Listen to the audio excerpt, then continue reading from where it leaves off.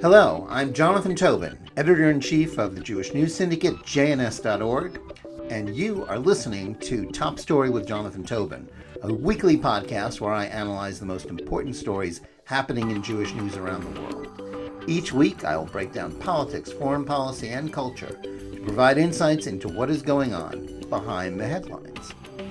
Today, we're talking about smearing Israel and legitimizing anti-Semitism and Hamas. Well, we're fortunate to be joined today by Ruthie Blum, editor and columnist at JNS, as well as a longtime columnist at Jerusalem Post, who is speaking to us today from Tel Aviv. Ruthie, welcome to our JNS podcast. It's great to see you and great to have you on with us. Thank you, Jonathan.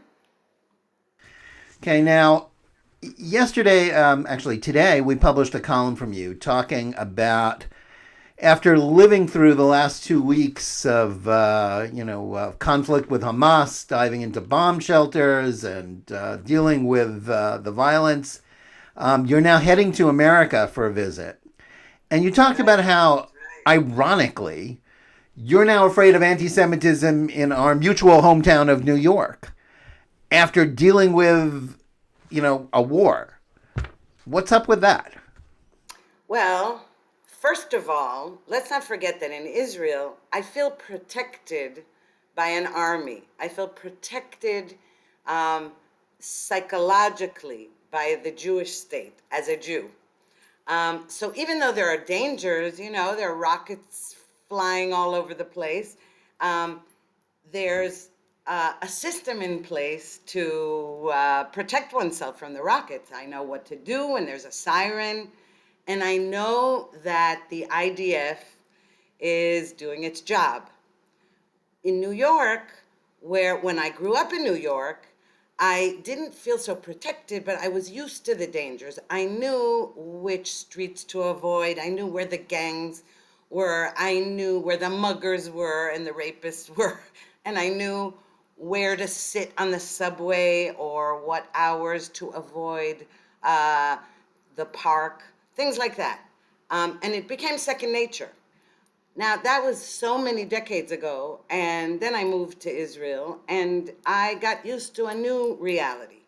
New York, the dangers of New York are foreign to me now, but the real foreign danger is anti-Semitism, which I never experienced. I mean, I had 2 incidents of anti-Semitism in my entire life until I moved to Israel. And it just wasn't an issue, especially not in New York, where New York is such a Jewish city.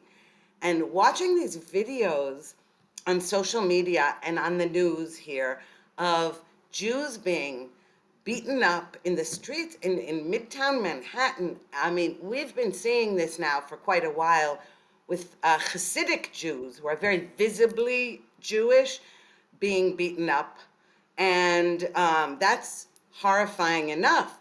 But when gets to the point at which it's not only in Jewish neighborhoods, and this had to do with the war in Gaza and the beating up of Jews just because they're Jews, so they're being blamed for Israeli actions. And that feels so frightening to me that I wouldn't know how to protect myself from it. Yeah, I think it's something perhaps that people in Israel don't understand, but this war that has just concluded, if we're going to dignify it with the term war, has played very differently in the international press and very much in public discourse in the United States and on social media. And I think it's clearly a result of what happened just a year ago today. We're recording this on May 25th, which is the anniversary of the death of George Floyd, which was an event which changed American politics, changed American discourse, and ironically also changed discourse about the Middle East, because it mainstreamed the ideas that had previously been only associated with sort of the radical left, college campuses, which is to say intersectionalism and critical race theory, which analogized the Palestinian war to destroy Israel with the struggle for civil rights in the United States, and which views Israel and Jews in general as people with white privilege who are oppressing people of color. And this has had an amazing and really terrible impact on the way the conflict with the Palestinians is discussed. In 2014, which was a which in fact was a much more serious event in terms of casualties on both sides, ground operations into Gaza. It was certainly, it created a lot of stir in the United States. There was a lot of criticism, especially from the left, but nowhere near like the criticism that has occurred now, which has now on the floor of Congress, which with the squad whose numbers have increased in the last year, demonizing Israel, legitimizing Hamas, and those arguments being mainstreamed, not just on the halls of Congress, not just in sort of the op-ed pages of the New York Times, but in the cultural influencers, the late night comedians, John Oliver, Trevor Noah on the Comedy Show, and on the Comedy Central's Daily Show, which is ironically where a lot of people actually get their news, not from the cable news stations. And I think this has changed the way everybody talks about Israel in a way that is profoundly dangerous, and which is also influencing Jewish opinion. Well, it's interesting that you mention the operation in Gaza in 2014. And by the way, I have a son who fought in that ground invasion. So during that period, I was very much on edge, as you can imagine. And, until he was home safely, I was really terrified. And I wasn't terrified of the rockets falling near my house. I was just afraid that he wasn't going to come back alive. Let's put it that way. But what's happened in those last years is that Students for Justice in Palestine and Black Lives Matter, those movements joined forces, as you mentioned, intersectionality. It was like a perfect kind of lie on both sides, because Black Lives Matter is not a civil rights movement. It is a movement that is hostile to the United States, certainly hostile to Israel. The same goes for Students for Justice in Palestine.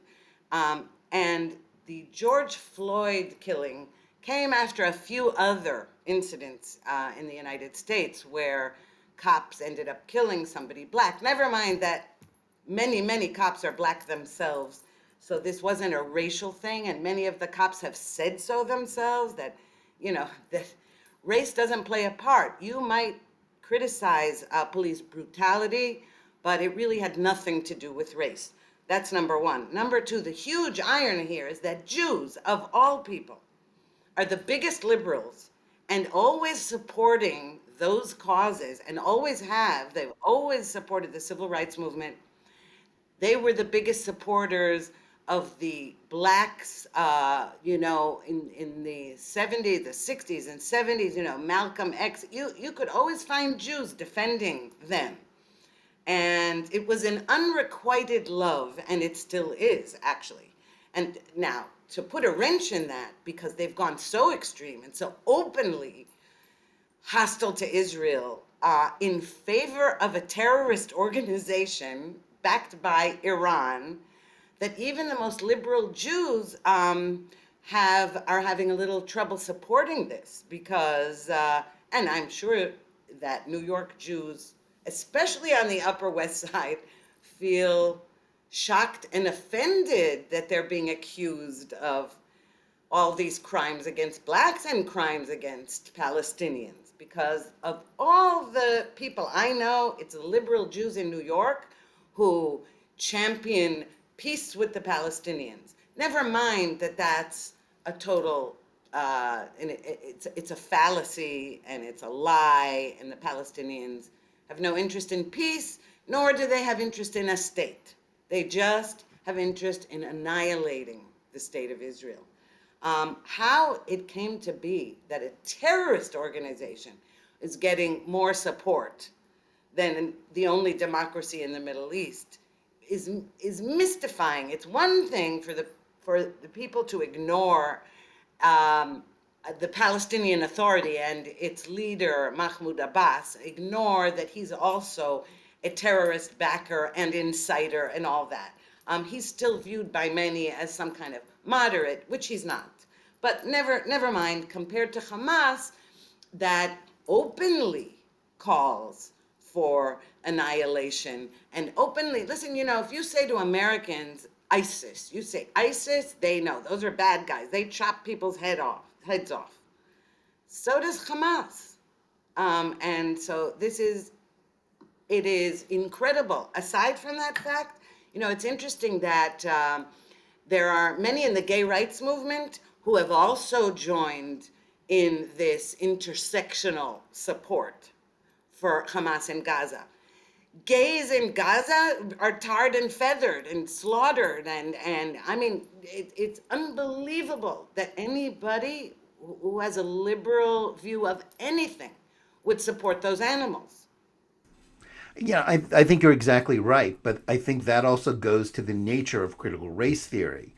And it's something that I think a lot of Americans who sort of can still consider it even after a year, consider it an anodyne expression of opposition to racial discrimination, which all decent people feel. But they don't realize that once you adopt the categories and the mindset, the dialectic, if you will, of critical race theory and intersectionalism, which is at the core of the Black Lives Matter movement, you are not thinking of individual cases. You are not analyzing clearly people by what they say or what they do. You are only recognizing people as members of a group, and groups are classified by their victim status or lack thereof. Doesn't matter what they do or what they don't do. Israel is classified under this system as white, imperialist, oppressing people of color, oppressing indigenous people. Now, of course, Jews are indigenous to the land of Israel, first. Second, the majority of Jews in Israel Are not white. are by the definitions of the intersectional movement of the Black Lives Matter mindset, they're people of color because they're from the Middle East. The majority of Jews who live in Israel now are trace their origins back to Arab countries or Iran, the Middle East in general. So it's a big lie within another big lie, but yet it is still powerful and very persuasive.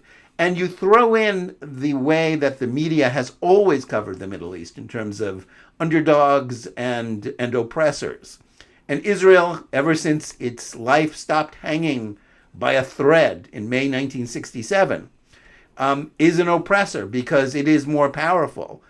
You have people like Fareed Zakaria on CNN, supposedly a really smart guy who understands the world, spouting about how Israel has to go easy on Hamas because it's so much more powerful.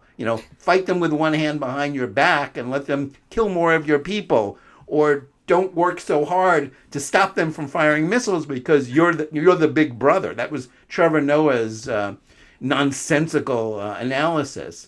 And of course, we can mock this, we can debunk it, we can point out how foolish and how utterly lacking in intellectual or rigor it is.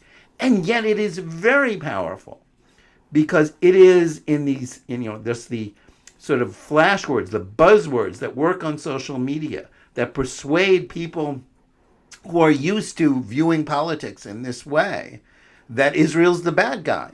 It doesn't matter that, the facts of the situation, the history doesn't matter, the facts don't matter. And that's where we are in this conflict. And I think, it's one thing to decry it, but we also have to analyze how it's affecting things. And I think and for the purposes of our conversation, we have to understand that it's affecting two things. On the one hand, we kind of know in a macro way, this is influencing U.S.-Israel relations because even as President Biden, Secretary of State Blinken, both keep saying that we've got Israel's back, and in some ways they've acted as if that's true. But yet at the same time, they keep saying we have to be more even handed.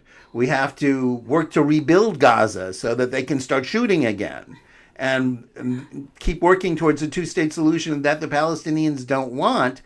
And yet, and all of these sort of arguments that work towards pressuring Israel, but it also works on another level. It's undermining Jewish, not only general American support for Israel, which I hasten to add, the majority of Americans still support Israel. It's broken down, unfortunately, on partisan lines. 80-90% of Republicans support Israel. Democrats are increasingly split down the middle, or now maybe edging towards the Palestinians. But it's also affecting Jewish opinion. I've always argued that media bias, which has existed for 40 years on Israel or more, didn't really affect most Americans' views of Israel. Most people who live out in flyover country don't care what the New York Times or CNN or NBC say about anything. They don't believe them at all. But Jews do. Jews believe everything. The vast majority of Americans who are Jewish and are liberal believe what's in the New York Times. It's their Bible. They listen to CNN. They are affected tremendously, and I think that's something that those of us who care about this relationship have to reckon with. Which brings us to the Israeli left, okay? Because you're talking about American Jews, and the American Jews could and would argue with you right now. What are you talking about? Even prominent Israelis, not fringe, make many of the same arguments that the New York Times keeps spewing out, okay? So you have prominent Israelis who are even saying that the Iron Dome missile defense system that saved so many lives, including Palestinian lives, by the way, because had more Israelis been slaughtered by these missiles, Israel would have had no choice but to carpet bomb Gaza, okay? But you have prominent Israelis saying that in fact the Iron Dome is preventing peace in some way because it's perpetuating this Gaza conflict by protecting lives. Now, this is an insane argument. There's no question about it, because the idea that somehow there's any arrangement to be made with Hamas in Gaza is ridiculous in the first place. But the idea that there is still hope for some kind of peace deal with the Palestinian entity altogether has been proven false by the Abraham Accords. The Abraham Accords, brokered by Trump and Netanyahu, Prime Minister Netanyahu in Israel, proved something that Netanyahu has been saying for decades, that peace in the Middle East does not lie in a settlement between Israel and the Palestinians. So first of all, we know that's not true now, because in fact, there are many peace deals. Many peace deals have been signed, and the Palestinians were not involved in it, though there was lip service to them. Yes, with the eventual two-state solution, et cetera, et cetera. But in fact, the real threat in the region being Iran, you have Arab countries that actually, first of all, let's be honest about the Arab countries' view of the Palestinians. Palestinians in Arab countries are treated like third-class citizens. In the best of cases, they are considered by actual Arab countries to be the dregs of society, and they are treated as such. Only Israel gets attacked for trying to come to some agreement with the Palestinians, even though they aren't really a people and they became a people after 1967. The fact is that Israel says, it's in our interest, prominent Israelis of all stripes, it's in our interest to reach a peace deal with the Palestinians. But there's no way to do that when their leaders don't want it. Now, what just as the Abraham Accords proved that the Palestinians are not relevant to peace in the Middle East, the riots in the United States, and by the way, riots in Arab among Arab citizens of Israel that were taking place simultaneously with the riots in New York and elsewhere in the United States. What they proved is that this is anti-Semitism. It isn't. It's not a political issue. It's not a war and peace issue. This is a fight between the legitimizers of Israel and the Jewish people to have a state, and those who are fighting against that. That's what it is. And by the way, it's so open, it's so openly admitted that only Jews are making arguments claiming that's not the case. Yeah, I think you're absolutely right. And you raise, I think, a couple of good points that first takes us back to where we started about anti-Semitism, in that the ideological basis of these critiques, as you know, the critical race theory, white privilege, has acted as a permission slip for anti-Semitism. Once you start saying that a group is bad intrinsically, guilty of something, and must apologize before they open their mouths, you're setting them up. Doing well on exams too. Let's not forget. Yes, right. Well, that's the problem with the Asian Americans as well. Yes, I think. Yes, I think. I think the reason why we're seeing these incidents all across the United States, and not to mention Europe, where it was already a huge problem, is that this sort of demonization of Israel, demonization of the one Jewish state in the world, naturally you treat Jews as an oppressor class. They deserve to be hurt. You've given a permission slip to anti-Semitism once you go down that slippery slope of treating people not as individuals, but only as members of groups who either have privilege or don't have privilege. And I think that's incredibly dangerous. Now, you've also pointed out, I think rightly, how this relates to the Abraham Accords and how all this violence came about and why it came about. We understand that among the priorities of the Biden administration is to reverse everything that Donald Trump did. I mean, that's kind of natural in any new administration. But as far as the Middle East is concerned, it seemed problematic because Trump, whatever you thought about Trump, he had actually achieved something, his predecessors had never done in the Middle East with these normalization agreements, and proven how irrelevant the Palestinians were to that process, and how Palestinian rejectionism had been rejected by the Arab world. They were sick of being held hostage by the Palestinians.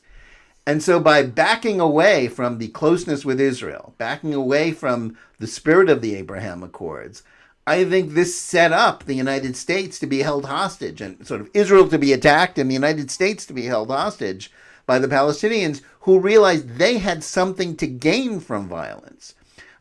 It's not an accident. I think you'll agree, but you tell me, it's not an accident that this happened this year rather than last year or the year before that. My friends in Israel on the left, or those connected to sort of the military establishment, which tilts left, had been telling me for years, we thought we solved the problem in 2014. They'll never do that again in that way, because they know, it's sort of that's the conception. That's the equivalent of the 1970, the Yom Kippur War confidence that led to that. It's the same thing that happened to the French army with the Maginot Line in 1940. It never works. It's always dangerous. Famous last words. But it's clear I think it's clear to me that Hamas tested Israel, and is not so much testing Israel, it's testing the United States to see what it can get in terms of normalization. There are people within this administration who have long been advocates of better relations with Hamas, despite the fact And I quoted it in my column published yesterday, which was May 24th. We're publishing this podcast a couple of days later. That Musa Abu Marzouk, the deputy head of the political faction of Hamas, the quote unquote political faction, gave an interview last week, and he was like, "What are you guys talking about? Of course we're going to have more wars. Of course this isn't a ceasefire that will last, because we're going to keep doing this until the Jews go away. They'll go away the way the Soviet Union went away." And it's like, we can laugh at that. We can say it's a fantasy, and it is a fantasy. It will never happen. But that's the same line of, to quote our president, Joe Biden, it's the same line of malarkey the Palestinians have been told and sold by their leaders for 100 years. And by paying them, by rewarding them for this violence, and by signaling that the Abraham Accords are irrelevant, we're just going to get more of it, aren't we? Absolutely. And it's interesting that you mentioned, it's interesting that it didn't happen a year ago or 2 years ago. When the United States recognized Jerusalem as the capital of Israel under President Trump, and moved the embassy to Jerusalem, all the people on the left and in Israel as outside of Israel said, "You're provoking riots. There are going to be, there's going to be an explosion across the Middle East and certainly among the Palestinians." Nothing happened. Zero. Okay. Just the opposite is the case. When you say, "Look, we're the boss. This is what we're doing. We are giving legitimacy to Israel because Israel is our ally." When the big boss of the world says that, the Palestinians actually cower. They are not emboldened. They're emboldened by weakness, where they see cracks in the armor. They aim right for those cracks. I think it's also really important. I know this is, restating the obvious, but I think it's really crucial to do so. Since Israel withdrew from Gaza in 2005, the billions of dollars, euros, and shekels that have been poured into Gaza could have afforded every single individual Gazan, not just head of family, individual Gazan, a villa with a swimming pool and a tennis court. Look instead what the leaders prefer to have happen. Rubble. Let's share every picture of every poor woman in the rubble looking for her child's toys. The fact is that the Gazans elected Hamas, and by the way, the Palestinian Authority elections that Abbas canceled, that were supposed to be taking place right around now, Hamas was set to win those as well. So in the West Bank, or Judea and Samaria, you would have had huge Hamas presence, if not total rule, the way it is in Gaza. And this is a religious and ideological movement. Clearly, they don't care if their people have villas and swimming pools and education.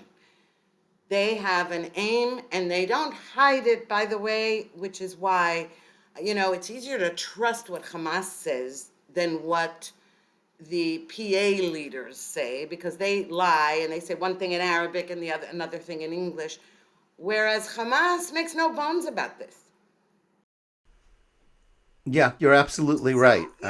And so, we're dealing with, you noted the, Palestinian identity. Palestinian national identity exists, but it is inextricably tied to the conflict with Israel, with the war on Zionism. That's the core problem. That's the misnomer, the misconception behind the quest for a two-state solution, which in a more rational world might make sense, but not in the world in which, and quite frankly, if the elections were to be held, which we know they're not going to be, Hamas would be even in a stronger position now than they were before this, because credibility, political, street credibility in Palestinian political culture comes from how much violence you commit, how much Jewish blood you shed. And the 12 Jews who were murdered by Palestinian rockets and Hamas and Islamic Jihad rockets and missiles boosted those people. That didn't hurt them. That's the problem.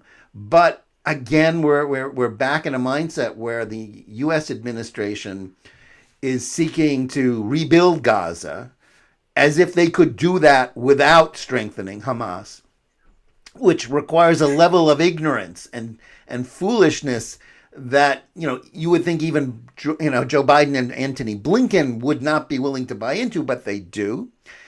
And at the same level, these false arguments are contributing to anti-Semitism on the streets of America and a blow to the confidence of American Jews who are predisposed to believe these pretexts, predisposed to believe, sort of the lies of the intersectional movement now, more so than ever, even when it targets them. And that creates this awful conundrum that you laid out for us. And look, even if you take the American Jews and other Americans who are not, let's say, hard ideologues and maybe aren't even so involved in intersectionality, they buy the simplistic argument that none of this would be happening. No violence, not within Israeli cities, not with Gaza, not Palestinian terrorism emanating from Ramallah, would all be solved if Israel and the PA if there were a two-state solution. What nobody seems to realize, and then of course Israel keeps being blamed, even though Israel has bought into the Land for Peace formula, which didn't work, and the Palestinians rejected every generous offer and completely violated the Oslo Accords, et cetera, et cetera. But one really key element here that's important is that Abbas couldn't have a state. He didn't want it because if he did, he would become irrelevant. He would just be the head of a failed state with a population that hates him and considers him corrupt and weak and all bad things. His relevance on the international stage is based on his lack of a state. That's why he's applauded at the UN. That's why, he's cheered by all these people who think the poor guy just wants a state for his people. He's the one preventing any kind of statehood, because what kind of state would it be? It would be a failed, look at Gaza. Gaza could have been a flourishing mini enclave, whatever you want to call it. Could have been Singapore. So, it's a big lie, and Abbas needs not to have a state in order to keep himself relevant. And that's what nobody seems to understand. So let me ask you, we'll slip back into politics from general strategy. Yeah. Israel is still in chaos, political chaos. There is still no government, no governing coalition. Within a month, the negotiations are still stalled. We're back where it's ground, it's square one.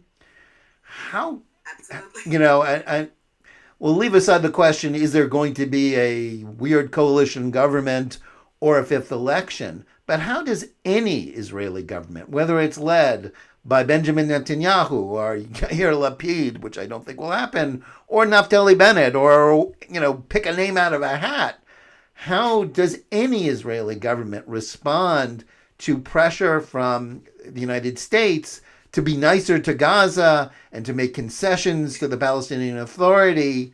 How does that even work? Isn't this bound to be rejected by any Israeli government?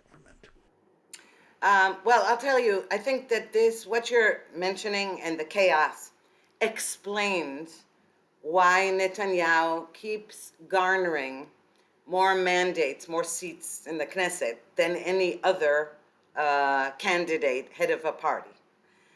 Because when you ask that question, how can he withstand the pressure? How can it? Don't forget, Netanyahu withstood pressure from the Obama administration. If there's one thing that Netanyahu knows how to do, it's maneuver all these impossible situations. So that on the one hand, he's got to placate Washington, and rightly so, I gotta say. Israel, yes, I know that the Israeli right says we don't need America. I disagree with that. I think we do. He, on the one hand, placating, and on the other hand, fighting battles that need to be fought. So, on the one hand, for example, I'll give you an example from during the Obama administration, when Turkey and Israel were completely, our relations with Turkey were completely severed thanks to the tyrant, anti-Semite Erdogan. Netanyahu was forced or coaxed by Obama to phone up Erdogan and apologize and for the events of the Mavi Marmara, which were Turkey's fault, of course. He did that, and yet Netanyahu also went to Congress, even though Obama didn't want him to appeal to Congress not to sign the nuclear deal.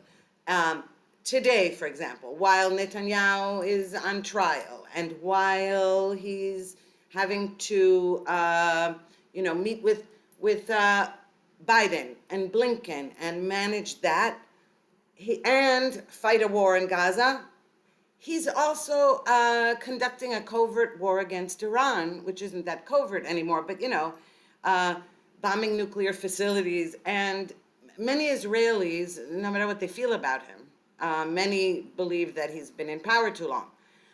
But many others feel that he's the only one so far who has known how to maneuver all these things simultaneously. What's going to happen? I believe there's going to be a fifth election. Maybe there won't be, but even if there isn't, there will be, because if a weak, weird mixture of right and left wingers form a government, it's going to fall very quickly, because anytime a law comes to a vote, it's not going to pass, that kind of thing. So the only question is, okay, but how will the results be any different? If they haven't been different in the first 4 rounds, what's going to change? And, I certainly don't have an answer for that. I think that what might change is that you're going to have people who were voting for smaller parties in the next round say, what's the point? They got disillusioned by all this coalition mess. And let's say their party leaders, some of them, changed course during the course of these coalition negotiations. I don't know what's going to happen. But I do know that there is a reason that Netanyahu keeps emerging victorious even when he's not victorious, which is to say, his party garners way more votes than any other individual party. That's the reality. Yeah, I think you're right about that. We'll see how it all turns out, and of course, we'll have you back in the future to discuss as that goes along. I think that the bottom line here is that Israel's in for a rough ride with the new administration, with the Biden administration, which is now re-energized by Hamas violence, ironically, to get more involved with the Palestinians, and that's going to cause problems. And within the American Jewish community and with Israel's case at large, I think the influence of critical race theory and Black Lives Matter has altered our public discourse about it. And I think people in Israel and the United States are going to have to take more notice of this and to attack it at its roots and to confront this. And I think American Jews, even those who are liberals and predisposed to support these ideas, are now perhaps going to learn the consequences or really face a very difficult future. Well, thank you, Ruthie, for joining us. It was a pleasure seeing you and a pleasure hearing you. And we look forward to having you back in the future. Thanks. Well, thanks so much to you all for listening. And I hope you enjoyed this week's episode of Top Story with Jonathan Tobin. Top Story with Jonathan Tobin is brought to you by the Jewish News Syndicate, jns.org, the fastest growing news agency covering Israel and the Jewish world the way you want it covered. We provide news, features, opinions, and analysis to as many 100 print newspapers and digital publications across the globe each week. Visit us at jns.org, and please follow and like this podcast on Amazon and Spotify, wherever you listen to podcasts. Thanks again, and see you next week.